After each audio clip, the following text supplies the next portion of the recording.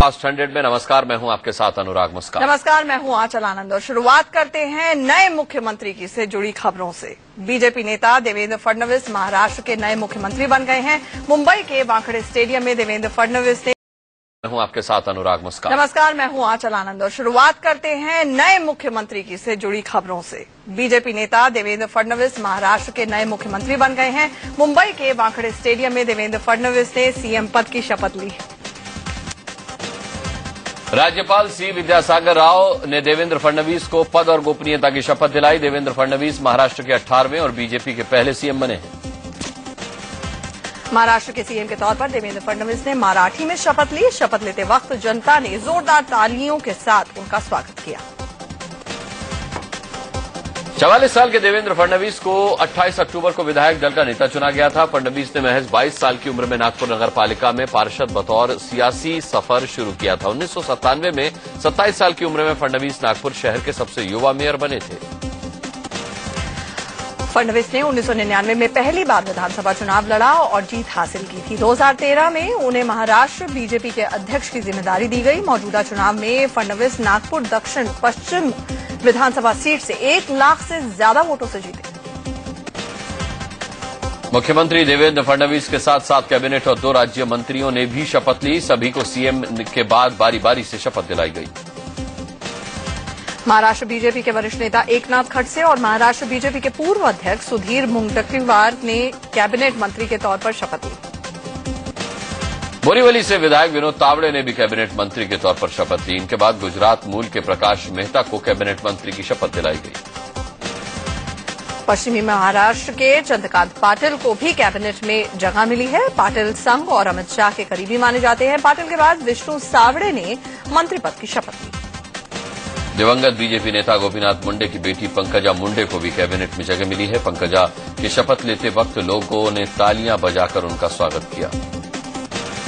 पंकजा महाराष्ट्र की पर्ली विधानसभा सीट से दूसरी बार जीत कर आई हैं। इस सीट पर उन्होंने अपने चचेरे भाई को मात दी। 7 कैबिनेट मंत्रियों के अलावा 2 विधायकों को राज्य मंत्री के तौर पर शपथ दिलाई गई। पुणे कैंट से विधायक दिलीप कांवले और गोरेगांव से विधायक विद्या ठाकुर को राज्य मंत्री बनाया गया। महाराष्ट्र में बीजेपी की सरकार का जो सपना अटल बिहारी वाजपेयी ने देखा था, आज जब वो साकार हुआ तो बीजेपी के वरिष्ठ नेता लालकृष्ण आडवाणी भावुक हो गए। शपथ ग्रहण समारोह में प्रधानमंत्री नरेंद्र मोदी और बीजेपी के मार्गदर्शक मंडल के सदस्य और वरिष्ठ नेता लालकृष्ण आडवाणी साथ में बैठे थे। मंच पर दोनों नेता गुफ्तगू करते दिखाई दिए। शिवसेना प्रमुख उद्धव ठाकरे भी शपथ ग्रहण समारोह के लिए पहुंचे। उद्धव ने पहले समारोह में आने से इनकार किया था, लेकिन आज फोन पर अमित शाह का न्योता मिलने के बाद उन्होंने अपना फैसला बदला और शपथ ग्रहण में पहुंचे। शपथ ग्रहण के बाद प्रधानमंत्री नरेंद्र मोदी मंच पर बैठे उद्धव ठाकरे के पास पहुंचे। मोदी ने उद्धव से हाथ मिलाया, उनका हालचाल जाना। हालांकि अभी इस पर सस्पेंस बना हुआ है कि शिवसेना बीजेपी को समर्थन देगी या नहीं। शिवसेना सांसद विनायक राउत ने कहा है कि अब बीजेपी अध्यक्ष अमित शाह और उद्धव ठाकरे के बीच में बातचीत होगी। इस बातचीत में शिवसेना को मंत्री पद पर चर्चा होगी। शपथ ग्रहण समारोह में राजस्थान की सीएम वसुंधरा राजे, गोवा के सीएम मनोहर पर्रिकर, छत्तीसगढ़ के सीएम रमन सिंह, गुजरात के सीएम आनंदीबेन पटेल, आंध्र के सीएम चंद्रबाबू नायडू, पंजाब के सीएम प्रकाश सिंह बादल भी मौजूद थे। इससे पहले वानखेड़े स्टेडियम पहुंचे प्रधानमंत्री नरेंद्र मोदी ने समारोह में आए मेहमानों से मुलाकात की। महाराष्ट्र के पूर्व मुख्यमंत्री पृथ्वीराज चव्हाण से हाथ मिलाकर और उनका कंधा थपथपाकर मोदी ने उनसे भी दुआ सलाम की। महाराष्ट्र के सीएम पद की शपथ लेने के बाद देवेंद्र फडणवीस ने क्रिकेट मैच के विजेता टीम की तरह अपने मंत्रियों के साथ स्टेडियम का चक्कर लगाया और कार्यकर्ताओं से हाथ मिलाकर उनका आभार जताया।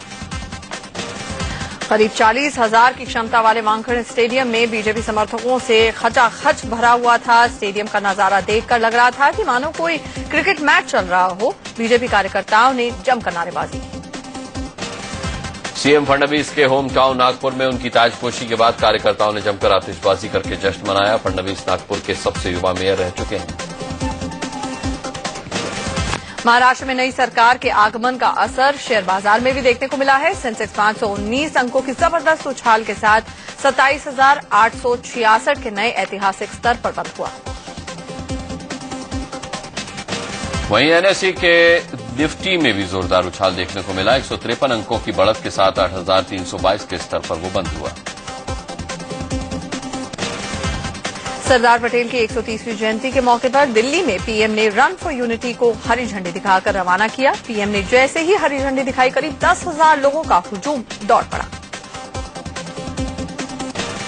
रन फॉर यूनिटी में हजारों लोगों का हौसला बढ़ाने के लिए पीएम मोदी भी कुछ दूर तक चहलकदमी करते हुए लोगों के साथ आगे बढ़े। पीएम ने लोगों के साथ चलकर उनका हौसला बढ़ाया। पीएम मोदी की ये खास शैली बन गई है कि वो हर काम में खुद से पहल करते हैं। जैसे ही लोगों ने पीएम मोदी को अपने बीच पाया तो मोदी मोदी के नारों से जनपद गूंज उठा। रन फॉर यूनिटी के तहत करीब 10,000 लोगों ने राजपथ पर दौड़ लगाई। भीड़ के बीच मौजूद पीएम ने हाथ हिलाकर लोगों का अभिवादन किया। रन फॉर यूनिटी को लेकर केंद्रीय मंत्री वेंकैया नायडू बेहद उत्साहित नजर आए। उन्होंने लोगों के साथ राजपथ पर तेज दौड़ लगाई। उनके साथ पूर्वी दिल्ली से बीजेपी सांसद महेश गिरी भी थे।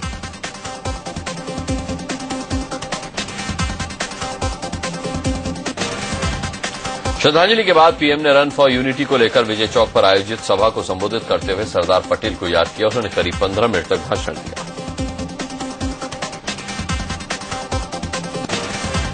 पीएम ने सरदार पटेल को याद करते हुए कहा कि पटेल ने देश की एकता के लिए जीवन खपा दिया और हम विचारधारा के आधार पर इतिहास और विरासत को नहीं भुला सकते।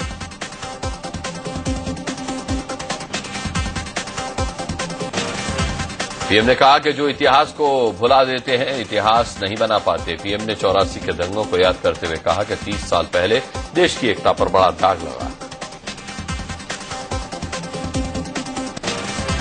अपने भाषण में पीएम ने कहा कि जिस तरह से स्वामी विवेकानंद के बिना परमहंस अधूरे थे, उसी तरह से सरदार पटेल के बिना महात्मा गांधी अधूरे थे।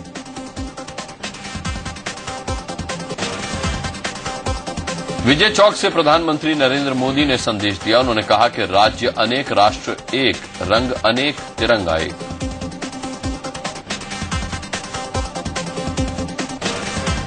इस मौके पर पीएम ने कहा कि आज इंदिरा गांधी की पुण्यतिथि भी है।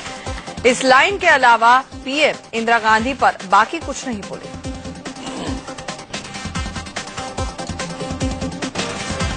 भाषण के फौरन बाद पीएम मोदी ने विजय चौक से लोगों को राष्ट्रीय एकता की शपथ दिलवाई। पीएम के साथ राजपथ पर मौजूद हजारों लोगों ने एकता की शपथ दोहराई।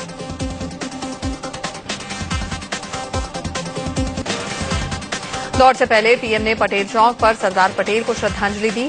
पीएम के साथ वित्त मंत्री अरुण जेटली, विदेश मंत्री सुषमा स्वराज भी मौजूद थी।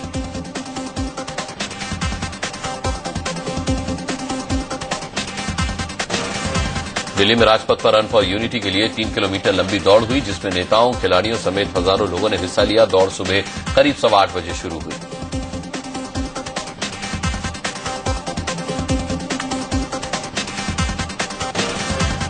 राष्ट्रपति प्रणब मुखर्जी ने भी राष्ट्रपति भवन से रन फॉर यूनिटी को हरी झंडी दिखाई। राष्ट्रपति भवन में कार्यरत कर्मचारियों ने एकता दौड़ में हिस्सा लिया।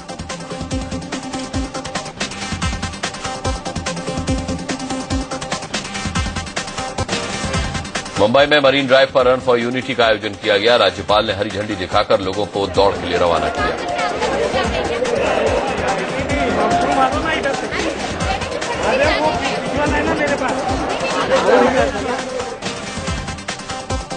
मुंबई में रन फॉर यूनिटी के तहत महाराष्ट्र के नए मुख्यमंत्री देवेंद्र फडणवीस ने भी दौड़ लगाई। उनके साथ केंद्रीय मंत्री प्रकाश जावड़ेकर।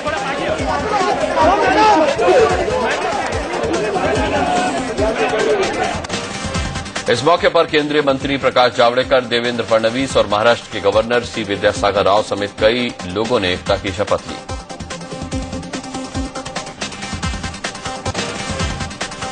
पीएम नरेंद्र मोदी सरदार वल्लभ भाई पटेल के जन्मदिन के मौके पर दिल्ली में आयोजित रन फॉर यूनिटी में तो शामिल हुए, लेकिन पूर्व प्रधानमंत्री इंदिरा गांधी की पुण्यतिथि पर उन्हें श्रद्धांजलि देने शक्ति स्थल नहीं पहुंचे।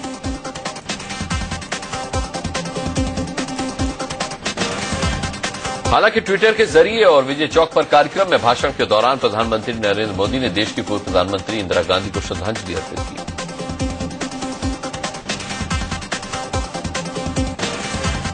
इंदिरा गांधी की पुण्यतिथि के कार्यक्रम में पीएम के दूरी बनाने से नाराज कांग्रेस नेता मनीष तिवारी ने कहा कि इंदिरा गांधी ने देश के लिए मौत को गले लगा लिया। हर सरकार की जिम्मेदारी है कि उनके बलिदान को सम्मान करे।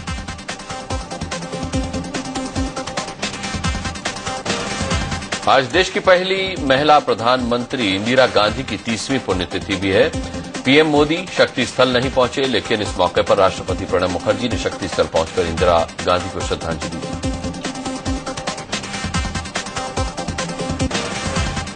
इस मौके पर कांग्रेस अध्यक्ष सोनिया गांधी और उपाध्यक्ष राहुल गांधी ने भी इंदिरा गांधी को श्रद्धांजलि दी। इंदिरा गांधी की समाधि पर फूल चढ़ाने दोनों सुबह सुबह शक्ति स्थल पहुंचे।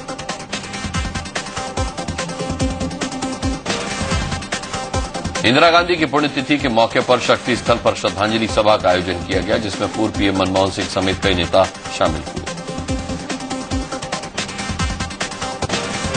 यूपी के कद्दावर मंत्री आजम खान की पत्नी तंजीम फातिमा ने समाजवादी पार्टी के राज्यसभा के टिकट को ठुकरा दिया है। आज एसपी संसदीय दल ने कुल 6 लोगों को टिकट दिया था। माना जा रहा है कि पार्टी ने नाराज आजम खान को खुश करने के लिए उनकी पत्नी को राज्यसभा का टिकट दिया था, लेकिन उन्होंने टिकट लेने से इनकार कर दिया।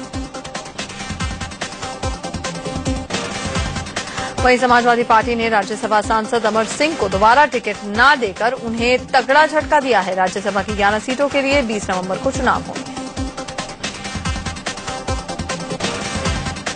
29 अक्टूबर को अमर सिंह ने दिल्ली में एसपी सुप्रीमो मुलायम सिंह यादव के साथ यूपी के सीएम अखिलेश यादव से मुलाकात की थी। माना जा रहा था कि अमर सिंह ने एसपी में वापसी को लेकर मुलाकात की थी। दिल्ली में हुई एसपी संसदीय दल की बैठक में समाजवादी पार्टी ने तंजीम फातिमा के अलावा रामगोपाल यादव, नीरज शेखर, रवि वर्मा और चंद्रपाल यादव को भी राज्यसभा का टिकट दिया था। झारखंड में कांग्रेस और जेएमएम का गठबंधन टूट गया है। दोनों ने अकेले विधानसभा चुनाव लड़ने का ऐलान किया है।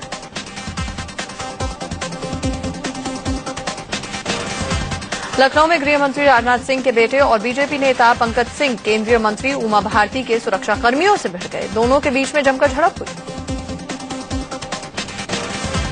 बताया जा रहा है कि लखनऊ में आयोजित रन फॉर यूनिटी में उमा भारती के साथ पंकज सिंह भी दौड़ में शामिल होना चाहते थे, लेकिन सुरक्षा कर्मियों ने उन्हें पहचाना नहीं और वो खुद को रोके जाने से भड़क गए। महाराष्ट्र के पर्यवेक्षक बनकर मुंबई पहुंचे राजनाथ सिंह के सुरक्षा कर्मियों और बीजेपी नेता विनोद तावड़े के बीच में झड़प का वीडियो भी सामने आया है। इसमें दोनों के बीच में बहस हो रही है। दरअसल बीजेपी नेता विनोद तावड़े राजनाथ सिंह से बात करने के लिए उनकी गाड़ी में बैठने की जबरन कोशिश कर रहे थे, लेकिन राजनाथ के सुरक्षा कर्मियों ने उन्हें गाड़ी में घुसने ही नहीं दिया।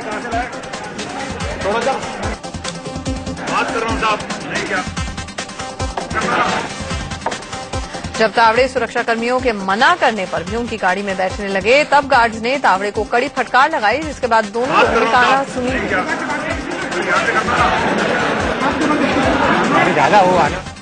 तावड़े ने राजनाथ से उनके सुरक्षा कर्मियों की शिकायत करनी चाहिए, तो राजनाथ ने तावड़े को खास तवज्जो नहीं दी।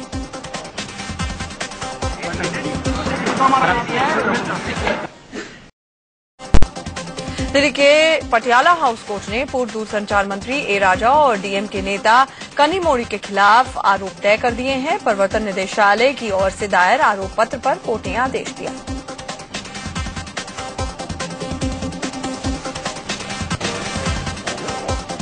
टू जी घोटाले में कोर्ट ने 10 लोगों और 9 कंपनियों के खिलाफ आरोप तय किए हैं। डीएम के प्रमुख करुणानिधि की पत्नी पर भी आरोप तय किया गया है। अगली सुनवाई 11 नवंबर को है। इलाहाबाद हाईकोर्ट ने निठारी कांड में दोषी सुरेंद्र कोहली की फांसी पर 25 नवंबर तक के लिए रोक लगा दी है। साथ ही फांसी में देरी पर केंद्र और राज्य सरकार से जवाब मांगा है। नौकरानी की हत्या में पत्नी जागृति सिंह के साथ आरोपी बनाए गए बीएसपी के पूर्व सांसद धनंजय सिंह को पटियाला हाउस कोर्ट ने नियमित जमानत दे दी है। अभी वो अंतरिम जमानत पर चल रहे थे। कोर्ट ने कहा कि धनंजय ने अंतरिम जमानत का दुरुपयोग नहीं किया है और गवाहों को धमकाने की भी कोई कोशिश नहीं हुई है, इसलिए उन्हें नियमित जमानत दी जा रही है। जम्मू कश्मीर के शोपियां में सेना ने आतंकवादियों की साजिश का बड़ा पर्दाफाश किया है। 4 किलो आईडी बम बरामद करने के बाद उसे डिफ्यूज किया गया। सड़क किनारे जब आईईडी बम का धमाका कराया गया, आग की लपटों के साथ धमाका इतना जोरदार था कि इलाके में काफी दूर तक आवाज गई।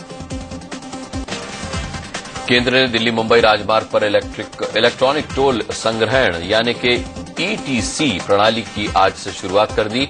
मुंबई में सड़क परिवहन एवं राज्य मंत्री नितिन गडकरी ने इसका उद्घाटन किया।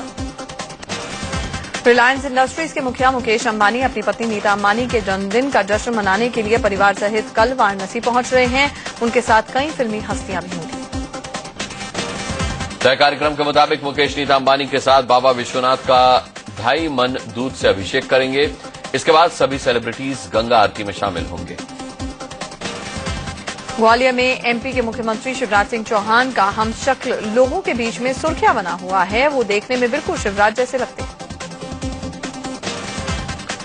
ये ग्वालियर के रहने वाले महेश शर्मा हैं, जिनका पहनावा, हाइट और बॉडी लैंग्वेज शिवराज से मिलती जुलती है। उनके करीबी उन्हें सीएम साहब भी बुलाते हैं। बेंगलुरु के एक स्कूल में पिछले 2 दिनों में 6 साल की मासूम के साथ 2 बार रेप की वारदात से पूरा शहर सन्न है। पुलिस के मुताबिक स्कूल के हिंदी टीचर ने 6 साल की मासूम के साथ स्कूल के टॉयलेट में 2 दिन रेप किया। पुलिस ने आरोपी टीचर को हिरासत में ले लिया है। इस खबर के बाद एक बार फिर बेंगलुरु में अभिभावकों का गुस्सा भड़क गया। पिछले 10 दिनों में स्कूल में बच्चियों के साथ रेप की दूसरी वारदात है। दक्षिणी दिल्ली के डॉक्टर जाकिर हुसैन मार्ग पर ओबरॉय होटल के पास एक बस हादसे का शिकार हो गई। बताया जा रहा है कि इंडिया गेट की ओर से जा रही इस मिनी बस में 20 लोग सवार थे। उसी दौरान आगे का टायर फट गया, जिससे बस पलट गई। यूपी के कानपुर में एक ट्रक में अचानक से आग लग गई। ट्रक पेट्रोल पंप से कुछ ही दूरी पर खड़ा हुआ था। ट्रक में सो रहे ड्राइवर और क्लीनर हादसे में बाल बाल बच गए। आसपास के लोगों ने बड़ी मुश्किल से आग पर काबू पाया। पुणे में एक 5 मंजिला इमारत भरभरा कर गिर गई। इस बिल्डिंग के 20 फ्लैट्स में कुल 8 परिवार के लोग रहते थे। हादसे के बाद मौके पर पहुंची दमकल विभाग की टीम ने राहत और बचाव का काम शुरू कर दिया। वक्त रहते सभी परिवारों को सकुशल बाहर निकाल जाने से किसी के हताहत होने की खबर नहीं है।